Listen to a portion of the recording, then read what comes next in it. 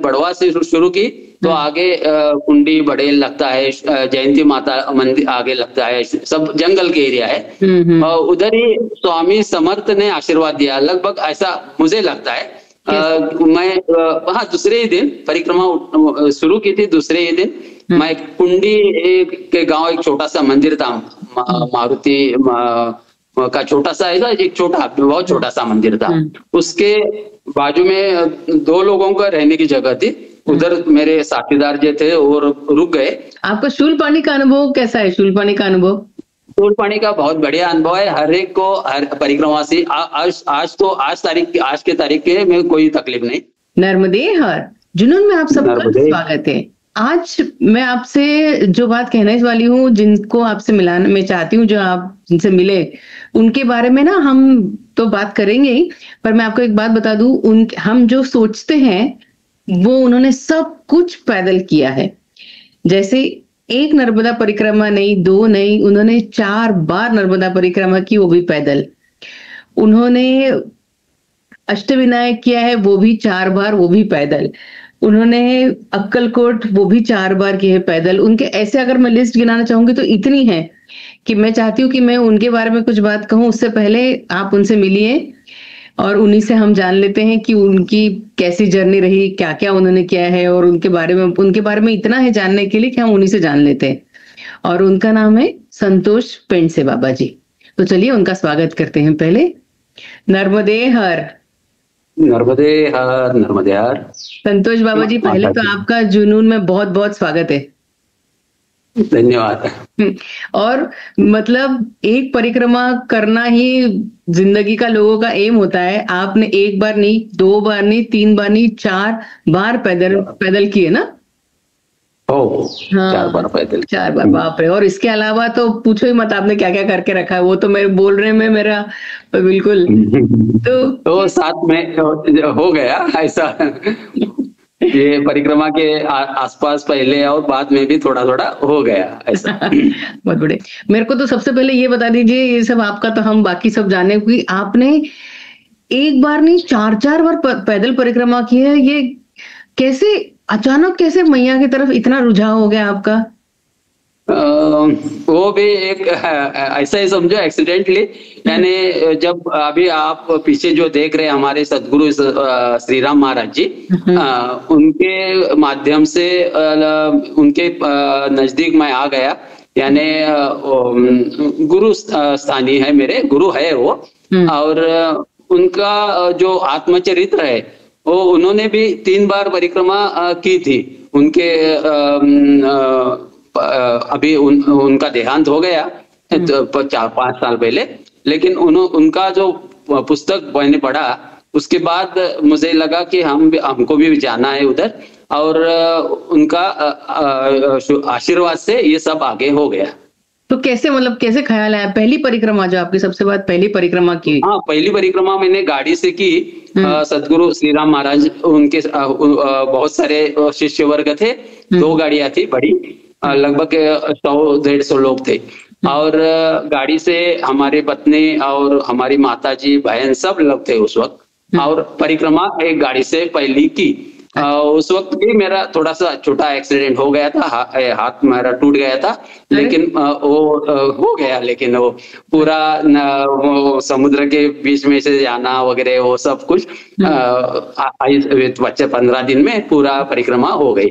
बाद में मैंने तय किया कि यार पैदल ही जाना, ये गाड़ी से कुछ जितना ज्यादा जितना मैया का सहवास होना चाहिए उतना होता नहीं ना, इसलिए गाड़ी पैदल जाने का फैसला किया। पैदल जाने के बाद उधर भी मैया ने एग्जाम परीक्षा ली। उसी वक्त जाने से पहले लगभग एक 15-20 दिन पहले मेरा एक मेजर ऑपरेशन हो गया। अच्छा। हर्निया का ऑपरेशन हो गया। डॉक्टर साहब बोले अभी आप नहीं जा सकते, ज्यादा पैदल नहीं जा सकते, लगभग 2 किलोमीटर वगैरह ज्यादा से ज्यादा यहाँ से महालक्ष्मी मंदिर है पास में, वो उधर तक जा सकते। मुझे तो जाना था परिक्रमा में।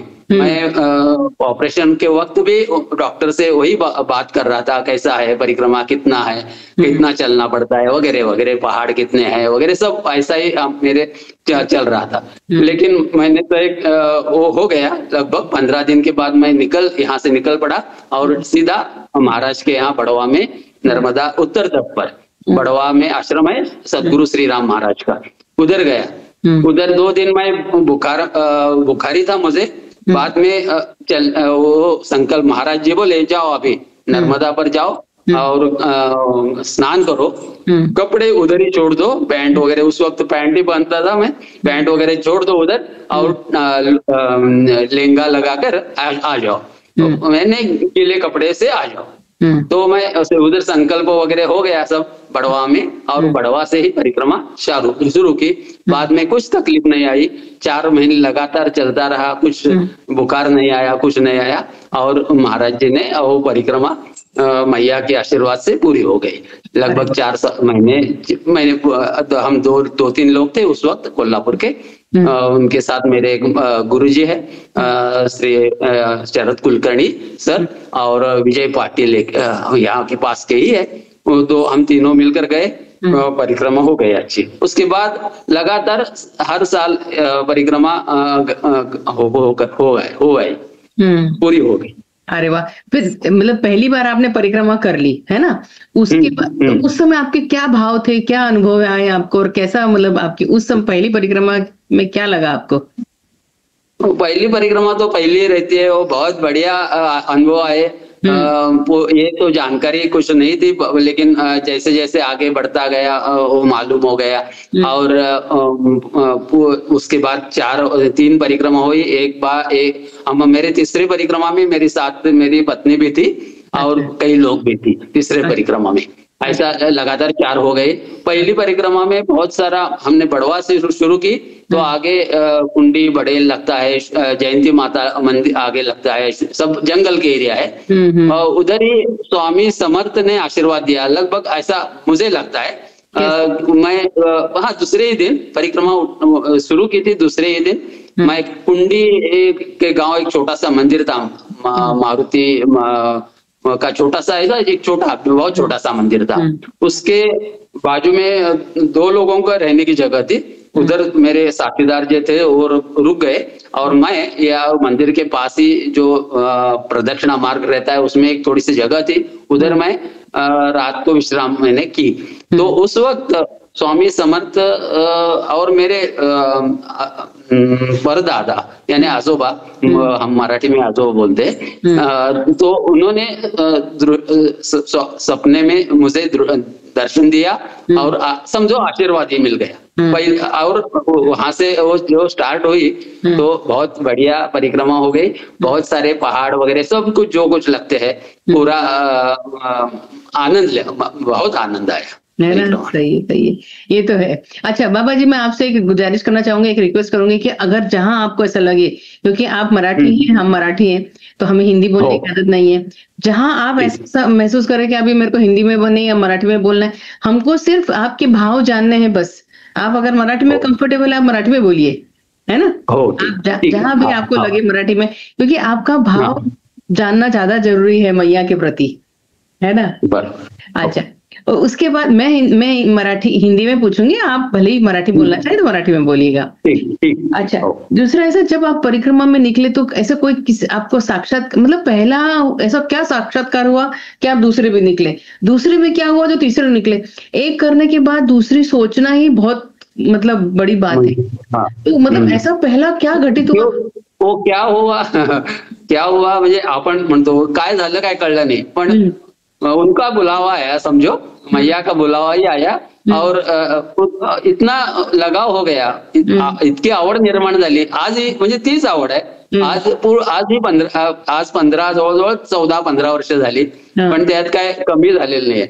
अभी भी उतना ही आनंद आता है, मैया बुलाती है, समझो उधर ही जाने का मन करता है। अभी भी इस अभी 8 दिन में मैं उधर ही जाने वाला, मैं मैया किनारे ही जाने वाला हूँ अभी। हाँ, मैं ये समझ सकती हूँ, वो मोह माया है, मैया जकड़ लेती है एक बार आप उसके पास चले जकड़ लेती है, बराबर हो।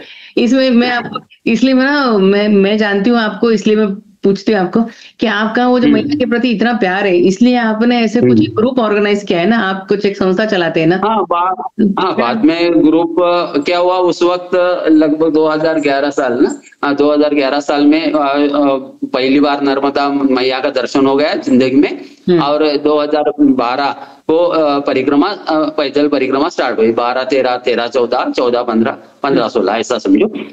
और बाद में 6-7 बार गाड़ी से भी की परिक्रमा। अभी बाद में अभी 5-6 साल पहले मैं इधर शिफ्ट हुआ, मेरे ये मोहिते कॉलोनी एरिया है रंकाड़ा के पास, उधर मैं शिफ्ट हो गया और इधर एक मकान बनवाया, कुछ फ्लैट छोड़कर मैं इधर आ गया।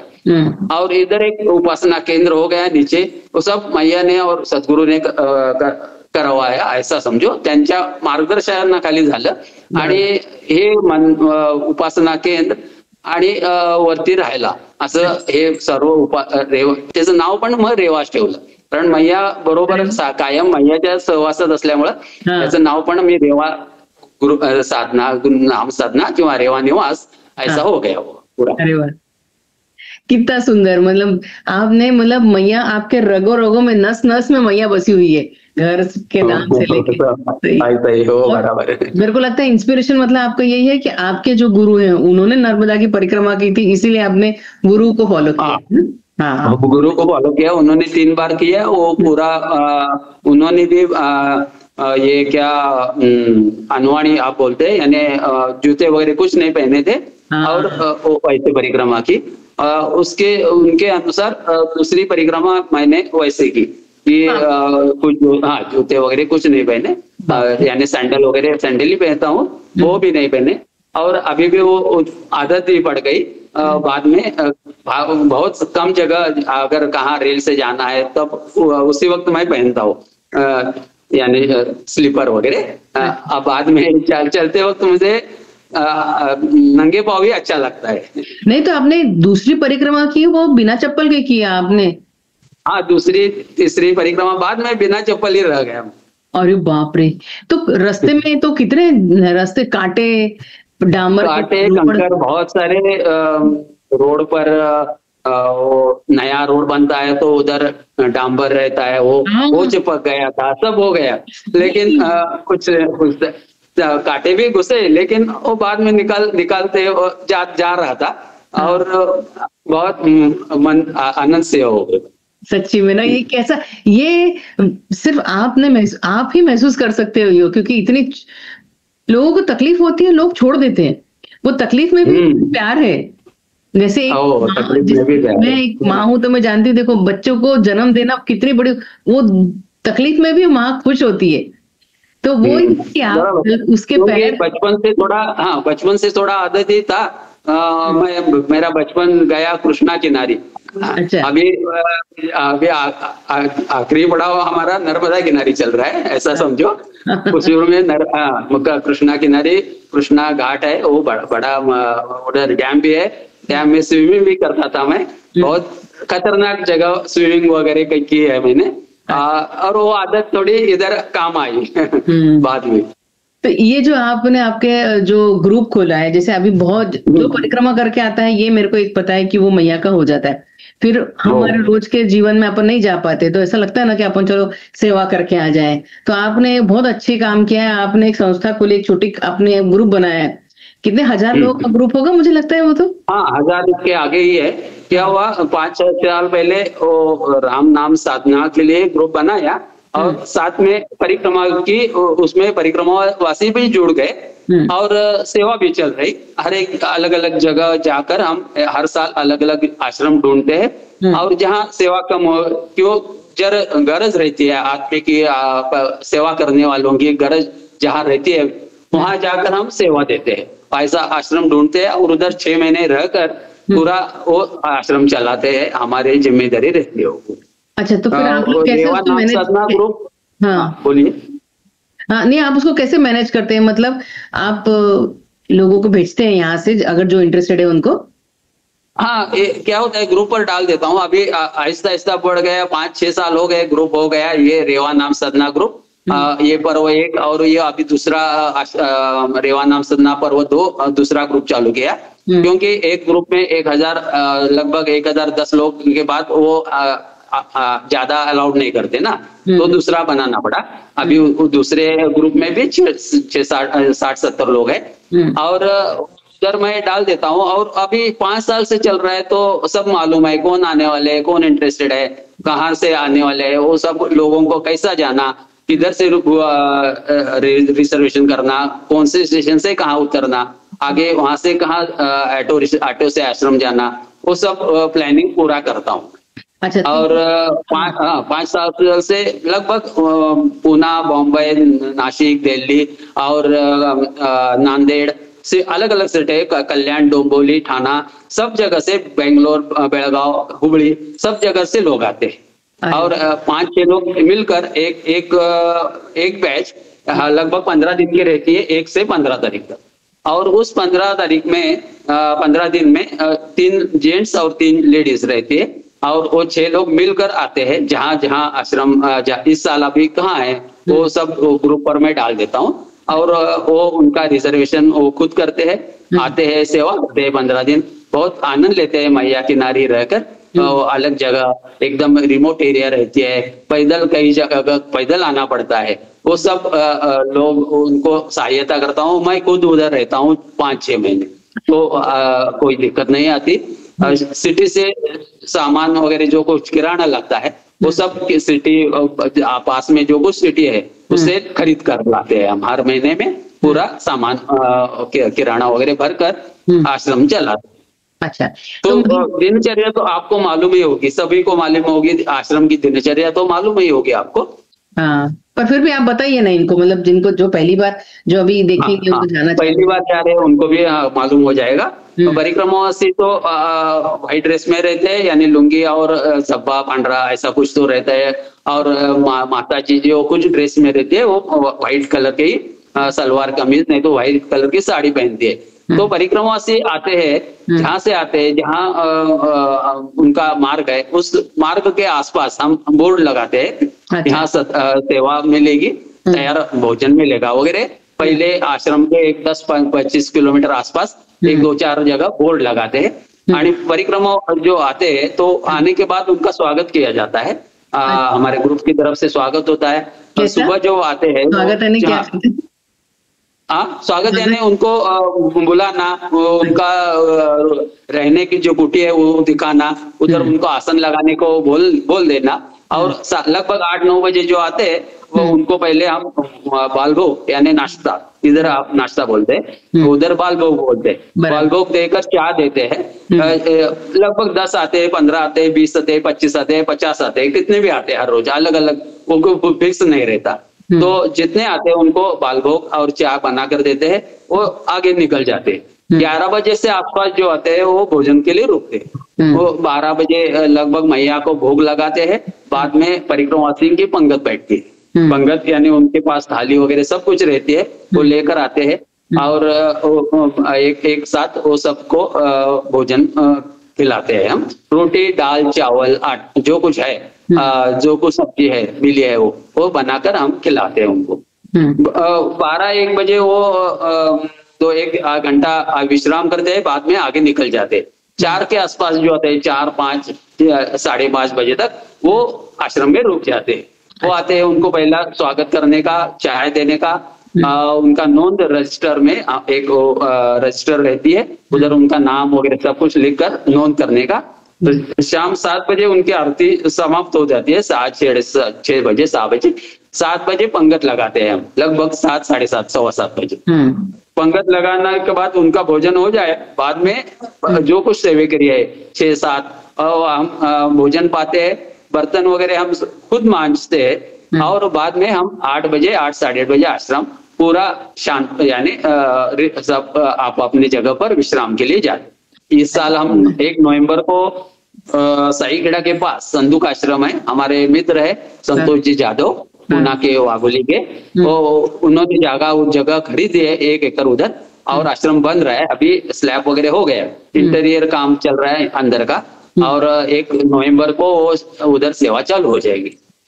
अच्छा, तो ये मतलब अगर कोई आना चाहे आपके यहाँ पे, अगर सेवा देना चाहे, तो उसको अगर बर्तन मानना है वो बर्तन मान सकता है, उसको जो रोटी बनाना हाँ, है झाड़ू लगाना है झाड़ू लगा सकते हैं, भोजन पंगत लगाना है पंगत लगा सकते हैं, अगर रोटी बनानी आती है, चावल बनाना आता है, खिचड़ी वगैरह जो कुछ बनाना आता है वो उसमें से कोई भी सेवा कर सकते। बराबर। और फिर उसने आपको मतलब कांटेक्ट में, आप इसमें डिस्क्रिप्शन में आपका नंबर दूंगी वैसे तो आपसे फोन पे कांटेक्ट कर लेंगे, तो वो आप उनको मतलब आपका ऐसा डिसाइडेड होता है एक समय कितने परिक्रमावासी की सेवा के लिए आप वहां पे सेवाधारी को भेजते हैं? 5 लोगों हाँ, को? ज्यादा लोग रह कर क्या ज्यादा उनकी सेवा करनी पड़ती है, वो तो हाँ, तो इसलिए हम ज्यादा नहीं, 6 से 7 लोग एक ग्रुप में एक बैच में रहते हैं। अच्छा, तो उन्होंने सिर्फ जिनको साधना करनी है, सेवा करनी है, मतलब इसके बीच में ये जो खाना बनाने का है ये सब हो जाता है, इतने सब लोग, उसके बाद मैया के पास रह के वो उनकी साधना भी कर सकते हैं अगर कोई आना चाहे तो? हाँ, साधना टाइम वो पहले परिक्रमा से हो सेवा, बाद में खुद की साधना, हाँ, खुद की जो कुछ साधना है वो बाद में, पहले परिक्रमावासी को कुछ तकलीफ नहीं होना चाहिए, उनका टाइम पर सब कुछ मिलना चाहिए, और बाद में अगर आप 5 घंटे 6 घंटे समझो कुछ पारायण कर रहे हैं, क्यों नामस्मरण कर रहे, कोई तकलीफ नहीं, लेकिन वो काम निपटने के बाद आप कर सकते हो। मैया पर स्नान तो हर रोज होता है, पास में ही मैया होती है, अगर नहीं करना है वो आश्रम में पानी की व्यवस्था होती है, टंकी रहती है, बोरिंग रहता है, उधर स्नान करके लगभग 5 बजे हमारा दिनचर्या सुबह चालू हो जाती है और शाम को 8 बजे पूरी होती है। मेरे को एक बात बताओ, ये मैंने सुना सेवा मतलब सेवा साधना से भी बढ़ के होती है, मतलब तो क्यों, मतलब क्या ऐसा क्या है, मतलब ये सेंटेंस का मीनिंग क्या है, क्यों हम सेवा को इतना महत्व देते हैं? वो तो अपने अपने सोच है, अपने अपने सोच है, समझो। आपकी सोच लेकिन क्या है, परिक्रमा में हमने खुद सेवा ली है, 4 साल हम गए, जो गरीब था उनके पास से भी रोटी ले लिया हमने, वो खुद भूखे रहे, लेकिन फूलवाणी आश्रम जंगल एरिया है, आदिवासी क्षेत्र है, वो खुद उनकी रोटी हमको खिलाते हैं, भले उनके पास ज्यादा कुछ नहीं, लेकिन मक्के की रोटी है। आपके साथ हुआ ऐसा?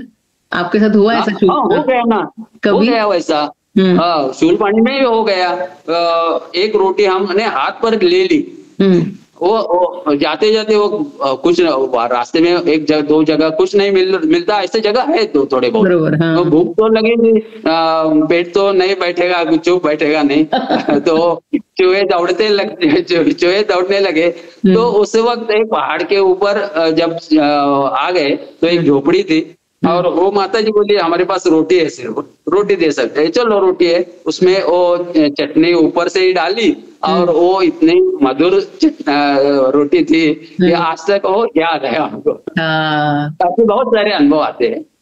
सही है। आपका शूलपाणी का अनुभव कैसा है? शूलपाणी का अनुभव, शूलपाणी का बहुत बढ़िया अनुभव है, हर एक को, हर परिक्रमावासी, आज के तारीख के में कोई तकलीफ नहीं, बहुत सारे रास्ते चौड़े भी हो गए उधर, कई बन भी रहे, उस वक्त ज्यादा कुछ नहीं था, पैदल छोटा सा मार्ग था, एकदम छोटा सा, यानी एक आधा पांव फिसल गया तो सीधा खाई भी जा सकता। हमारे साथ ऐसा हुआ अभी 1-2 जगह, बहुत कठिन रास्ता था।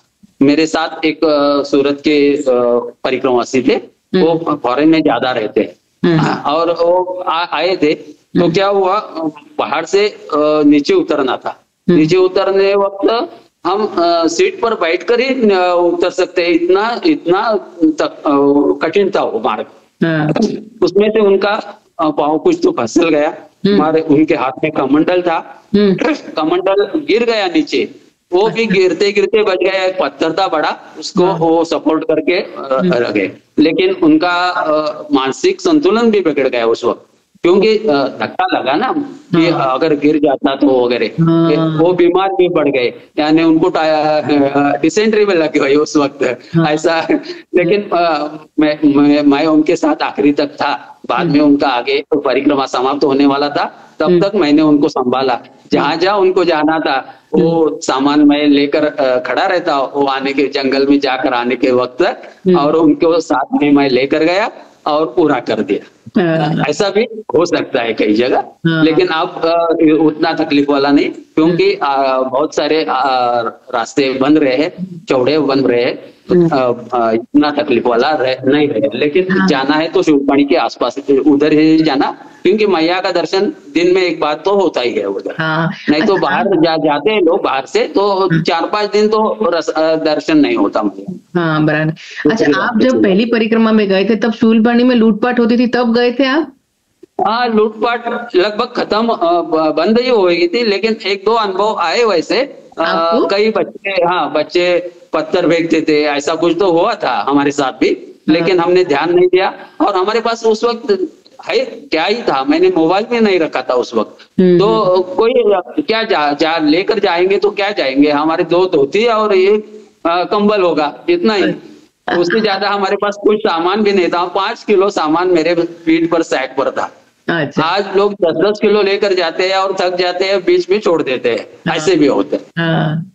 तो उस समय मतलब वो पत्थर मारते थे क्या बच्चे? हाँ, पत्थर मारते थे, पहाड़ के ऊपर से पत्थर मारते थे। बाबा जी कुछ है तो दे दो, नहीं तो हम मारेंगे आपको, ऐसा आवाज देते थे। तो अब वही तकलीफ, अब तो कुछ नहीं रहा वो। अब जो लूटने वाले थे वही सेवा दे रहे। हाँ, उल्टा हो गया सब, क्योंकि बहुत सारे आश्रम भी शूलपाणी में बन गए, और आश्रमधारी उनको कुछ नहीं था ना उस वक्त। क्या था, उनके पास बहुत गरीबी थी, उन्होंने जिंदगी में कभी घड़ी भी देखी नहीं थी, इतने अच्छे कपड़े भी नहीं देखे थे। तो वो साजी थोड़ा बहुत जो कुछ सामान है उनको जो अच्छा लगता था वो लेते थे। बाद में वो सब बंद हो गया। आश्रमधारी, आश्रम वाले उनको सपोर्ट कर रहे, दाल चावल भी दे रहे थोड़ा बहुत, और कपड़े लत्ते तो यहाँ से महाराष्ट्र से समझो कहाँ से भी बहुत सारे जा रहे हैं। अभी इधर हर साल कपड़े जाते हैं, बहुत सारे सुविधा हो गए। नहीं, अच्छा है। हमारे एक है मराठी में, एक लोगों को बहुत अच्छा सा मैया के प्रति प्यार है, तो परिक्रमा के लिए बहुत निकलते हैं, मुंबई, पुणे, नासिक और कहा बहुत लोग निकलते हैं हर साल। बट ऐसा क्या है बाबा जी, मैंने जब परिक्रमा की थी तो मैंने देखा था कि मराठी लोग को थोड़ा सा मतलब क्या, शायद हम बहुत जल्दी करते हैं, दौड़ दौड़ के करते हैं, घाई में करते हैं। हाँ, दौड़ दौड़ के करते हैं, वो उसके लिए तकलीफ है उधर। वो आश्रम वाले बहुत ज्यादा नाराज है नाराज है, क्योंकि वो भागते जिंदगी में भागते रहते हैं, और इधर आने के बाद भी भाग रहे हैं। हाँ, इसके लिए मैं एक अलग से एक वीडियो बनाने वाली हूँ, क्योंकि मुझे भी ये लगता है कि हम डिवोशन बहुत है, हर मराठी डिवोशन बहुत है, दिल से, दिमाग भी है, पढ़ते भी हैं, मन से बहुत अच्छे मैया के लिए प्यार। उच्च विद्या विभूषित भी है, बहुत साइंटिस्ट आते हैं, इंजीनियर आते हैं, वकील आते हैं, जज आते हैं, हर प्रकार के लोग आते हैं। लेकिन कुछ ऐसे नाम भी थोड़ा बहुत खराब हो गया, क्या मालूम नहीं, लेकिन ऐसा कुछ नहीं है। लोग ठीक है, उनके हिसाब से वो चलते हैं, तो आपको तकलीफ कोई क्या प्रॉब्लम ही नहीं ना तकलीफ का। बराबर, पर ठीक है, मराठी मतलब यही है कि हमने अगर पूरे कुछ महीनों के लिए अगर हमारे रोज के रूटीन से हम आ रहे हैं मैया के प्यार में, तो फिर पूरा तन मन से उसी में करके फिर चलो, ऐसा। हाँ बराबर, वो है थोड़ा वीडियो शूटिंग करते हैं, आने के बाद पहले सुविधा देखते हैं। ऐसे बहुत सारे हमको भी अनुभव आए, परिक्रमा अभी सेवा दे रहे हैं उसमें आते हैं, आज क्या है, भोजन का क्या अवस्था, ये कुछ पूछना नहीं चाहिए, और ऐसा कुछ नहीं करना चाहिए। आश्रम में कैसी व्यवस्था है, आश्रमधारी कहाँ से वो सामान लाते हैं, कैसे देते हैं सेवा, ये देखना चाहिए, उनको हेल्प करनी चाहिए। वो थोड़ी असुविधा उनके तरफ से हो जाती है। साफ सफाई में ध्यान रखना चाहिए। परिक्रमा आश्रम में जब आते हैं, सुबह जब जाते हैं, तो साफ सफाई अपने आसन में आसपास पे आश्रम का थोड़ा बहुत काम भी करना चाहिए, क्योंकि ये सब मिलकर, अकेले का काम नहीं है, सब मिलकर करना चाहिए। ये तो है, ये टीम वर्क है, ये सब मिलजुल के करो, ये एक टीम दूसरे वर्क का है, सहयोग टीम वर्क है। सहयोग देके बराबर। करेंगे तो ही होगा। बराबर है। तो ये तो हुआ, आप अगर जो आप सेवा दे रहे हैं उसके बारे में बात हुई। अब मैं नर्मदे हर